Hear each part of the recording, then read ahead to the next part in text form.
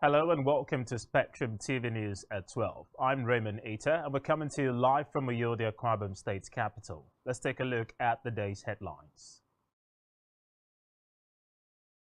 President Muhammadu Buhari appoints James Akintola as Federal Road Maintenance Agency Board Chairman. FG State LGAs share 655.9 billion naira April FARC revenue. Plus, Ukrainian President Volodymyr Zelensky to attend G7 summit in Hiroshima, Japan. We will bring you the details of these stories and more in a moment.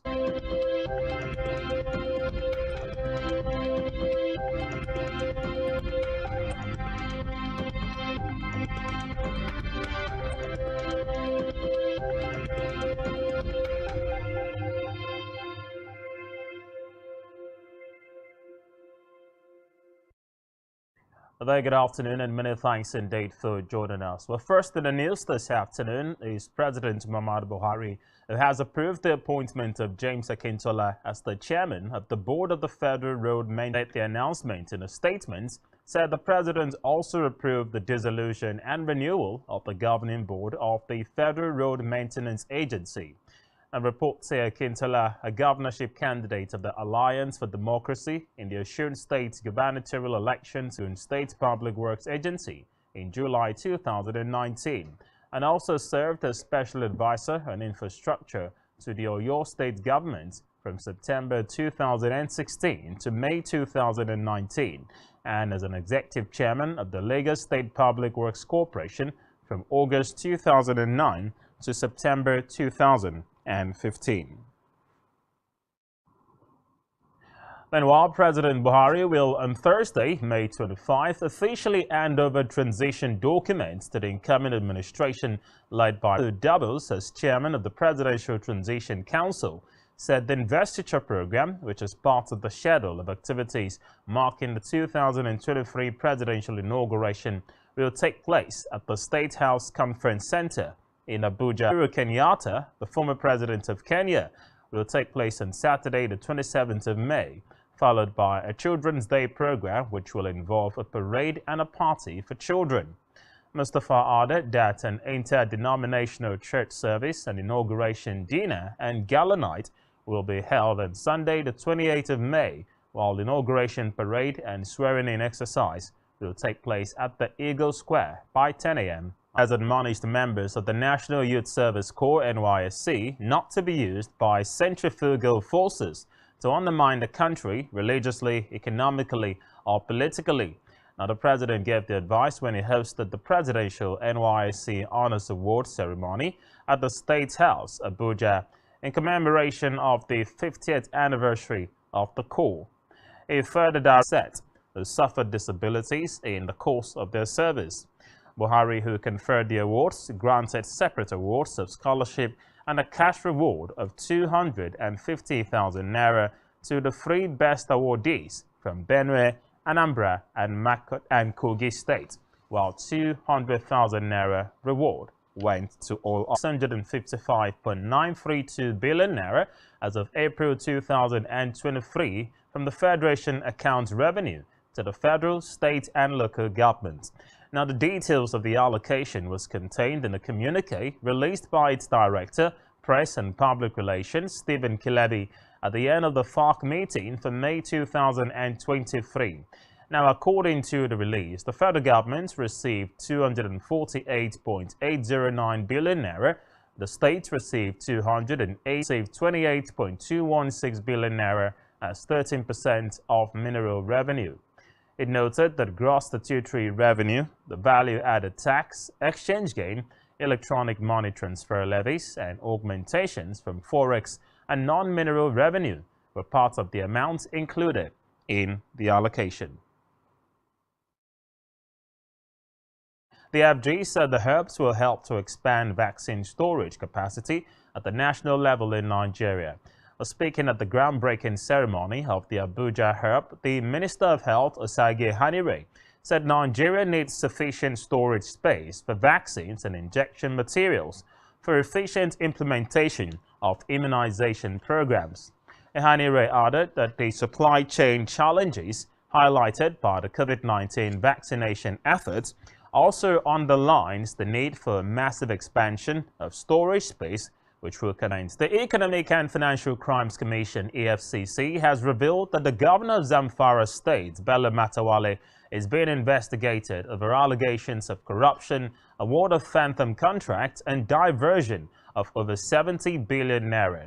The EFCC said it was making the development known following the recent attempt by the outgoing of corruption in assets disposal and plea bargain procedure, among others.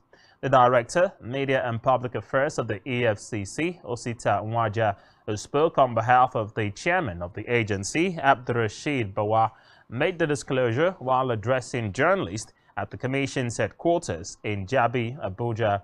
The anti-graft agency also confirmed that a former Minister of Power, Salim Aman, who was recently arrested by its operatives over alleged 22 billion naira fraud, is still in detention. In the education sector, the Joint Admissions and Matriculation Board JAM has again remitted 2 billion naira as its interim surplus for the 2023 operating year to the federal government, stressing that more would be remitted as its operations for the years are completed.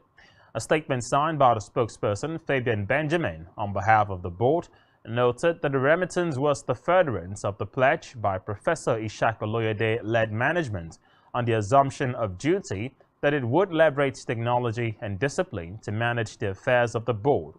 Reports say since assuming office, back here in the States, Kosam Global Hotel and Suites, located at 42 First Street, a back road housing estate to Akwa State, has held the official launching of the hotel complex. Now, speaking during the event, the management of the hotel, who noted that the hotel is a top-notch facility with world-class service, urged the Akwa community, Nigerians, as well as foreigners to make Kosam Hotel and Suites their destination of choice. Our correspondent has the full details. Hospitality outfits Kosam Global Hotel and Suites, located at number 42 Ufe Street, a back road federal housing, Uyo, Akwa Ibom State, has held the official launching of the hotel. Comfort Ekpeyong, who appreciated God for making the day a reality, also thanked the people who graced the occasion and the village head of Iboko, Eteidong, Udeme, Usanga, as well as members of the community for ensuring that peace thrive in the community. Ekpeyong further used the opportunity to encourage people in diaspora to invest in their state in a way of giving back to the society so as to create more employment opportunities for youth and well-deserved service and value to the people. Let me thank the wonderful chairman of this occasion, Prof. Antiabong Ekong, on today's grand opening and doing us the honor of opening this place officially to the public. You have stood by us, sir, and we would not hesitate to reciprocate this gesture. To the village head of Iboko of Fort, a Tido facility in Dua community. This community has hosted us very well. You have ensured that this community is peaceful and that not even one day have we had security threats in this facility. We thank you immensely, and we will ensure that our operations in this community advance should give you the needed impetus to come back and also make your presence felt. Akwa Ibom State is progressing and rapidly, with over 30 people already employed in this first phase, and more than 20 people already in our value chain of vendors and suppliers. We can say that we have begun the journey to build a global brand. This place is a one-stop, one-bar lounge is open, to everyone, even when you are not lodging here. Said the facility will be of immense benefit to the people, while also creating a wide range of employment opportunities for job seekers.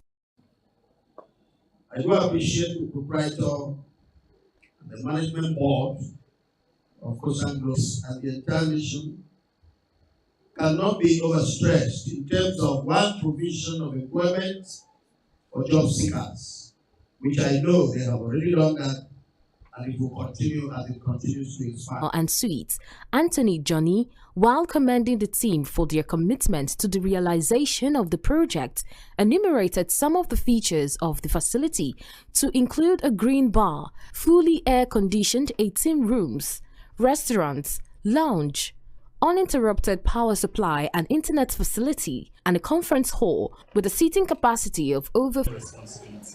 This meant to, and I'm sure that today, when Mrs. Comfort Ekweyon goes back to the US, she can tell them that I have a team you can trust. That no matter the magnitude, we saw millions. We saw it in Naira, we saw it in dollars. We didn't run mad.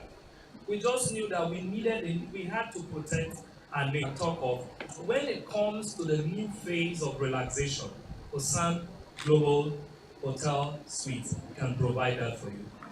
In Kosam Global Hotel and Suite, we have the passion for creating exceptional guest experiences that leaves a positive and lasting impression on our guests. When we talk of Kosam Global Hotel, we talk of easy access road. As you can see, you can access Kosam and conducive environment with maximum security protection. It is fully furnished rooms with free internet facility and 24 hours room service. High point of the event was the official cutting of the tape and unveiling of the hotel's signage. Elsewhere, the World Health Organization, WHO, communities about the importance and the need for HIV vaccine in preventing AIDS and HIV infections. The day also recognizes professionals who are working together in development of vaccine against AIDS. Now, according to infectious disease specialist Dr. Nukak, who spoke to Spectrum Television, there is no vaccine against HIV infections and to treat those who have it. Preventing AIDS and other infections. The day also recognizes professionals who are working together for the development of the vaccine against AIDS. Although there's no known cure for AIDS, but multiple research are still going on to develop a vaccine for it. About 75 million people across the globe are known to have been infected by AIDS. Spectrum Television spoke to Dr. Onukak, an infectious disease specialist in the University of Uyo Teaching Hospital, who told us about AIDS, its treatment, the stigma attached to those. So HIV, means human immunodeficiency virus. So when a person is infected with the human immunodeficiency virus, he comes down with HIV infection. Now, if the infection is not detected early, or the individual detects it early and refuses to take medications from it, over time, sometimes over a couple of years, he can now tend to go into AIDS. AIDS now means acquired immune deficiency syndrome. So what the virus does is that it attacks your immunity. So it attacks your immune system. The immune system is being countered by medication.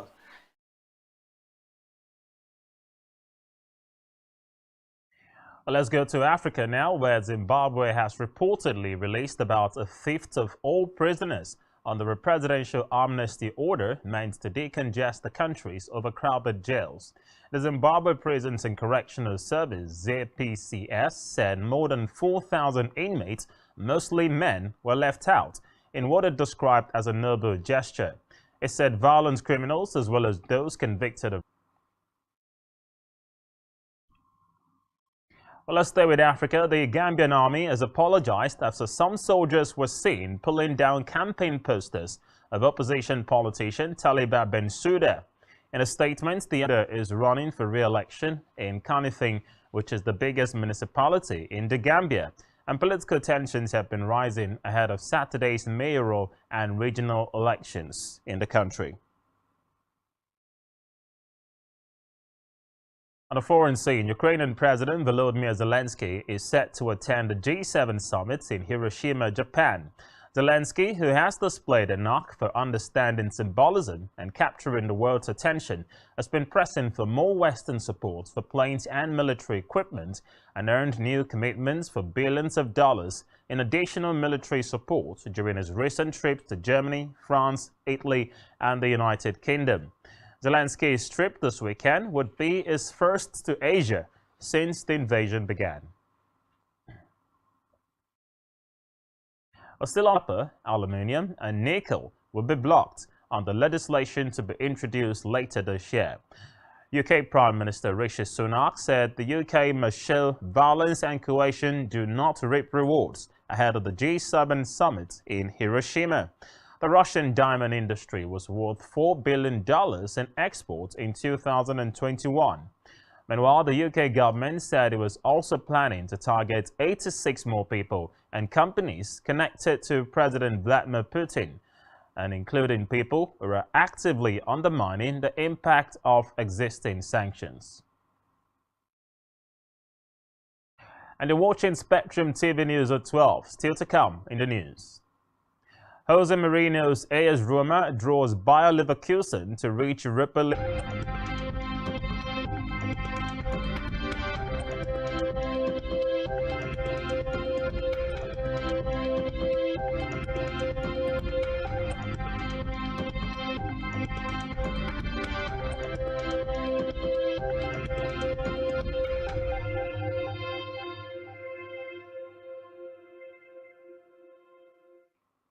Welcome back, and many thanks indeed for staying with us. And now on our business news, today the Nigerian oil and gas industry was 6.26 trillion naira as of December 2022. Further reports say while operators in the downstream natural gas and crude oil refining subsector owed banks 4.71 trillion naira, operators in the upstream and services sub 0.83%. From 3.14 trillion naira in 2016 to 6.62 trillion naira in 2022. The CBN said while the debt has increased significantly over the years, the oil and gas sector is still struggling to service its debt and defaulting on loans. Still in business, the National Petroleum Company Limited, NNPCL's Chief Executive Officer, Mele Kyari, has announced that the supply of 300,000 barrels of crude oil per day by the NNPCL to the facility will soon commence. The Elsa State also urged all stakeholders to join the National Oil Company in growing crude oil and gas production in Nigeria. He said the NNPCL, which had 20% stakes in the refinery, was ready to meet its crude supply obligations to the facility, stressing that with the coming on stream of the refinery next week, the National Oil Company will be supplying 300,000 barrels of crude oil per day to Dangote. Reports say the announcement of the planned inauguration of the facility on May 22nd had also elicited excitement and expectations from Nigerians, as well as industry operators, government officials, and other stakeholders. The federal government has expressed excitement at the return of Gavi funding for healthcare services, particularly immunization, through the National Primary Healthcare Development Agency (NPHCDA). It further expressed confidence in the country's financial management, transparency, and accountability system, especially on the part of the current NPHCDA management. Speaking during the said one of the federal government's main objectives had been to change the narrative surrounding accountability in the management of resources within all ministries, departments, and agencies. It stressed that the return of the direct Gavi program funding symbolizes the unwavering commitment of the government to combat corruption. Staying with health, the president of the Nigerian Association of Resident Doctors, NARD, Emeka Oji, says the National Assembly has invited the association for a meeting today. Now recall that resident doctors across 79 tertiary health facilities commenced a 5-day warning strike on Wednesday to press home their demands. The doctors are demanding an immediate increment in the consolidated medical salary structure to the tune of 200% of the current gross salaries of doctors. In an interview, Dr. Orji said the federal government had invited the doctors for a meeting on replacing the striking doctors with ad hoc staff. The NARD president said the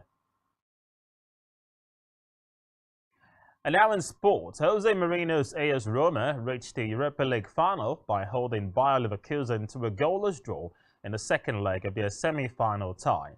Eduardo Berve's goal gave the Italian side a 1-0 win in the first leg, and that was enough to take them through. Moussa Diaby struck the crossbar for Xabi Alonso's side in the first half of the second leg, but they could not find the breakthrough. Roma progressed to the final in Budapest on the 31st of May. Meanwhile, Jose Mourinho has won all 5 of his previous 5 European finals. United manager Eddie Howe says he will talk about the Champions League for fun if his side secures qualification, but not before. Howe's team moved 1 win away from qualifying for Europe's leading club competition with a deserved Premier League victory against Brighton and Hove Albion. Newcastle took the lead when Brighton forward Dennis Undav flicked Kieran Tripper's corner into his own net before the Magpies skipper picked out Dan Burn for a free kick to head in the second. The win puts Newcastle United on the cusp of a return to the Champions League for the first time since they were knocked out at the qualifying stage in 2003-2004 season. Eddie Howe's side, who consolidated 3rd position in the table, knows that 1 win is in their final 2 games will all but secure a top 4 finish. Set to rival a medical drama. Reports say The Medics is a new series packed with suspense and drama, exploring health myths and debunking misinformation about health-related matters. Meanwhile, the first episode of The Medics will drop today. Staying with entertainment, Grammy-winning Nigerian singer Temilade Openiyi, popularly known as Tems, has beaten American female music stars to a new record on the Billboard chart. The Nigerian achieved the rare feat after her song Free Mind broke the record for the longest-running #1 by a female artist in Billboard R&B and hip-hop airplay chart history. The song maintained its position at #1 on the Billboard Hot 100 last year, making Tems the first Nigerian female soloist to appear as a lead on the chart. Further reports say Free Mind, which is off Tems' debut extended play, has earned millions of streams in the United States across major digital streaming platforms. And that's all we have for you at this time. Many thanks indeed for joining us. Don't forget to follow us on all of our social media platforms and do well to subscribe to our YouTube channel, all of which you can find on our website. Just search Spectrum TV